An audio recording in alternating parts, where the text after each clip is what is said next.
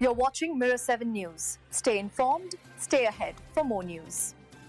As I speak to you today, the spotlight of the world is firmly fixed on Doha, once again becoming the nerve center for one of the most critical moments in the ongoing Middle East crisis. As battles rage and diplomacy scrambles to catch up, all eyes are on the indirect ceasefire talks between Israel and Hamas being held in Qatar's capital. These negotiations come at a pivotal juncture, and the stakes couldn't be higher.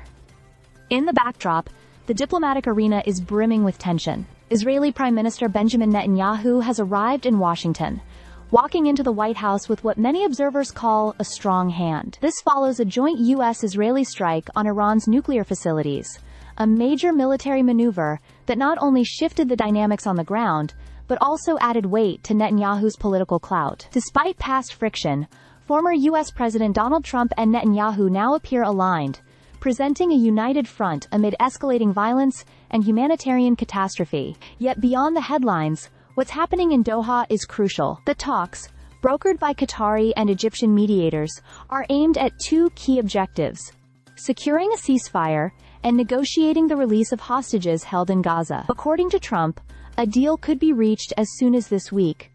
Though, as always in the region, optimism is tempered by the reality of shifting political tides. But what makes Doha particularly significant is not just its geography.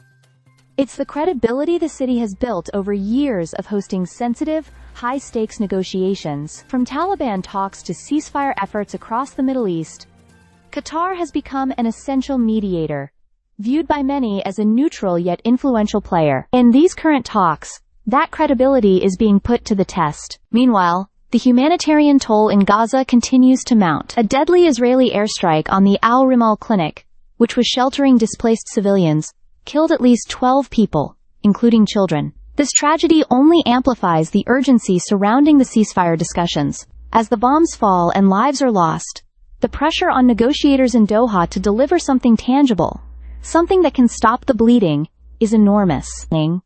And it doesn't stop there. Tensions are flaring in Lebanon, Yemen, and Syria, with Hezbollah and Houthi forces making aggressive moves, and the Israeli military responding with force.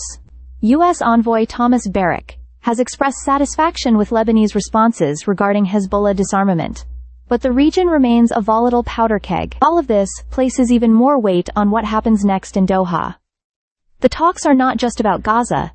They are about the broader future of regional stability. They are about whether diplomacy can still prevail in a world that seems increasingly dictated by military power. So, as leaders gather, missiles fly, and civilians suffer, we find ourselves once again hoping that Doha, a city that has become synonymous with dialogue, can be the bridge toward peace in a region crying out for a break from war. Stay subscribed for more videos.